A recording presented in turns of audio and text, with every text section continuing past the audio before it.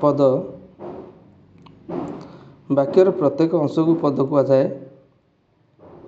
ଉଦାହରଣ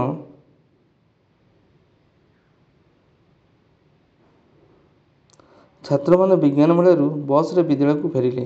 ଏହି ବାକ୍ୟଟିରେ 5ଟି ଅଂଶ ରହିଛି। ଯଥା ଛାତ୍ରମାନେ ବିଜ୍ଞାନ ମେଳାରୁ ବସ୍ରେ ବିଦ୍ୟାଳୟକୁ ଓ ଫେରିଲେ।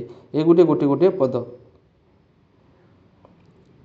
ଏହି ପଦଗୁଡ଼ିକରୁ ମାନେ, ରୁ, ରେ, କୁ ପ୍ରଭୃତିକୁ ବାଦ ଦେଲେ ପଦଗୁଡ଼ିକ କେବଳ ମୂଳ ଶବ୍ଦ ଆକାରରେ ରହେ। ଯଥା ଛାତ୍ର, ବିଜ୍ଞାନ ମେଳା, ବସ୍, ବିଦ୍ୟାଳୟ। ମୂଳ ଶବ୍ଦକୁ ପ୍ରତିପାଦିକ କହନ୍ତି।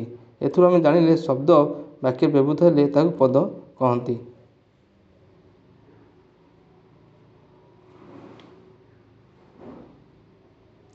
ପଦର ଶ୍ରେଣୀ ବିଭାଗ।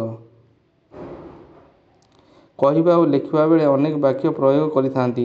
ସେହି ବାକ୍ୟଗୁଡ଼ିକରେ ଯେତେ ସବୁ ପଦ ବ୍ୟବହୃତ ହୋଇଥାଏ ତାହାକୁ 5 ବିଭାଗରେ ବିଭକ୍ତ କରାଯାଇଛି। ଯଥା ବିଶେଷ୍ୟ, ସର୍ବନାମ, ବିଶେଷଣ, କ୍ରିୟା ଓ